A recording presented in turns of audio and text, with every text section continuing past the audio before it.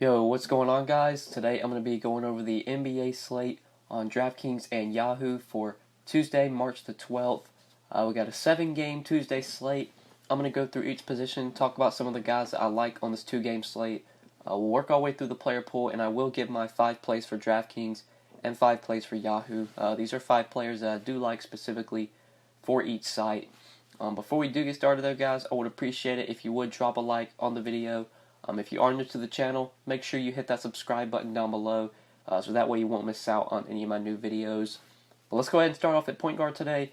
So at the top of this position on DraftKings, we have Damian Lillard at 9,200. He gets a really good matchup against the Clippers. This Clippers team has really struggled defensively against guards this year, although they have Patrick Beverley, who is a really good defender overall.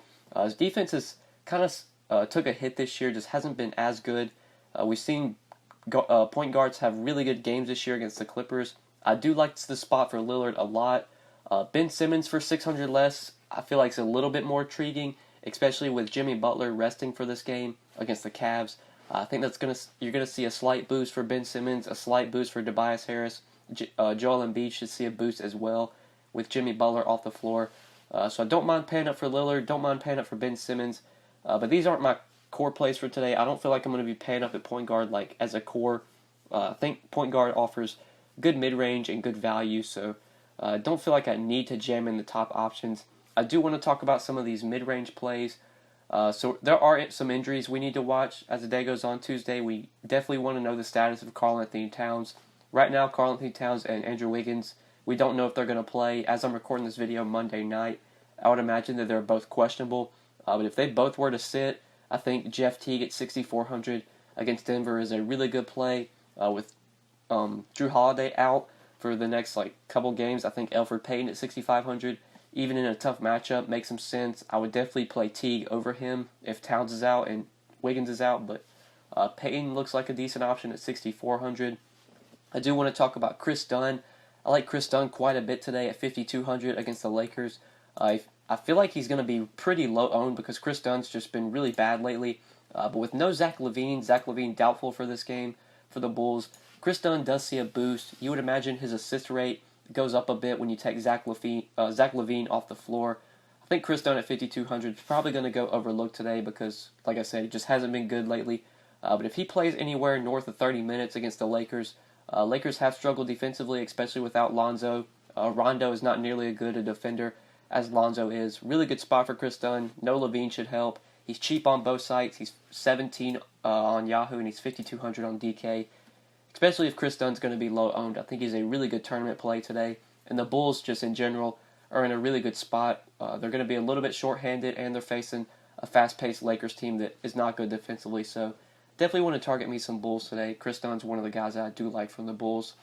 But now if we're going to value plays, Frank Jackson was a guy I was pretty high on, but he's now up to 5,100 on DraftKings. He's been really good ever since the Drew Holiday injury. Frank Jackson has gotten the start on every game that Holiday has missed, and he's played big minutes, been very productive. He's 5,100 on DK. He's still relatively cheap on Yahoo. He's only $11 over here. If you want to play Frank Jackson on Yahoo, I think that makes a ton of sense. He's just way underpriced over here for what his role is now, playing 34, 35 minutes a game. Should not be $11. So if you want to play Frank Jackson on Yahoo, definitely like him over there. On DraftKings at 5,100, you could probably go elsewhere. Just a little bit overpriced. He probably is going to score anywhere from 25 to 35 fantasy points. If he gets 30, 35, he could be a good play. But if he's going to be popular because of the minutes trending up and how well he's been playing lately, pivoting to Chris Dunn, who might be low on today, like I said, for just 100 more, I feel like it's a way you can go. But I think that's it for point guard. One more value play. Want to hit on Ryan Arcidiacono. Not the sexiest value play, but with Zach LaVine doubtful, Arcidiacono is most likely going to get the start. He's probably going to play anywhere close to 30 minutes. Might eclipse 30 minutes if he's playing well. He's cheap on DraftKings at just 3,300. If you need to go this cheap, obviously, like I said, not the sexiest play, but he's probably going to score anywhere from 20 to 30 fantasy points. At 3,300, you could do worse on the slate, so don't mind him as a value play. But let's go ahead and move on to shooting guard now. So at this position, at the top, I don't really like the top plays. Obviously, LaVine and Butler not. Most likely, LaVine not going to play. Butler, we already know, is out. So that takes them off the board. DeRozan at 8,400. I feel like I can go elsewhere on the slate in a matchup with Dallas. I don't feel like DeRozan's a must-play or a core play for me today. Just skimming over the shooting guard position, I think some of the guys I've talked about, you can play Chris Dunn here, who I like quite a bit. If you want to go to Frank Jackson, you could play him at shooting guard. I think if Wiggins and Karl Anthony Towns sit, Derrick Rose at 5,300 is a fine play if you want to play him at shooting guard. If we're talking about value here, with Brandon Ingram out, I don't mind Josh Hart. Like I said, he's kind of similar to Arcidiacono, not the sexiest play, but he's probably going to play big minutes. He didn't start last game, which is a bit concerning. KCP got the start over Josh Hart. That's a little bit concerning, but Hart should still get some run. So I do not mind him at 3,900, but I think that's it for value plays. Let's go ahead and move on to small forward now. So at small forward, you have Giannis against the Pelicans, and you have LeBron at 11-2 against the Bulls. Don't really have any interest in LeBron now that he's going to be on a minutes restriction. He only played 27 minutes last game against the Celtics. He was very productive. He got a triple-double in 27 minutes, but it's hard for me to pay this price tag for LeBron James when he's going to be limited. Giannis, I like a lot here against the Pelicans. Obviously, there's a big chance this game blows out, and Giannis only plays like 29, 30 minutes. If the game is competitive, if you want to play a guy from New Orleans, like if you want to play Frank Jackson, I don't mind running it back with Giannis. Giannis is definitely not my favorite stud on this slate. When we get to center, we'll talk about some of my favorite studs. Those are at the center position, but I do like playing some Giannis today. I would definitely play him over LeBron if I had to choose one. I told you guys what I thought about Ben Simmons. I think Ben Simmons with Jimmy Butler resting for this game makes a ton of sense if you want to play him at small forward. I like Otto Porter a ton today. I like him on both sites. He's 6,400 on DK, and over on Yahoo, he's $27.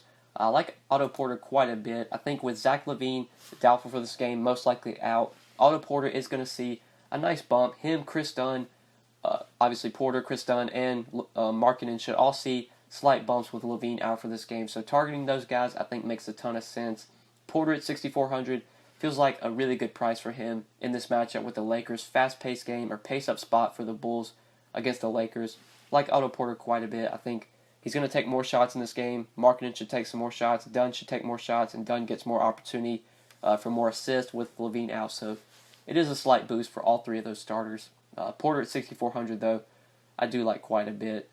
And now going to other small forwards. If we're looking at this position, nobody really stands out to me. I don't see any value that I love at small forward. You do have Josh Hart, who you could play here. I don't mind if you want to go to him. If you want to play KCP, if he starts again, he's still dirt cheap at 3,300. But that's where I'm really looking to at small forward. I like Porter a ton here at this position. I like trying to pay up for Ben Simmons if you can, if you want to play him.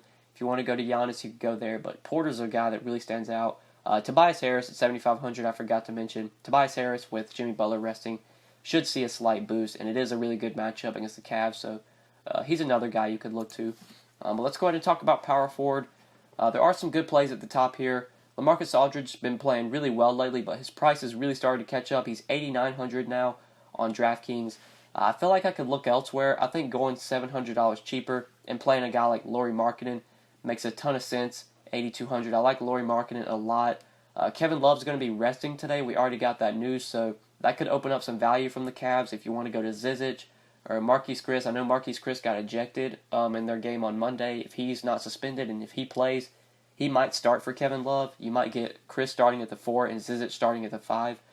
So that could definitely open up some value. We'll talk about that when we get down to the value section. But Tobias Harris in this mid-range, I mentioned him, who I like quite a bit.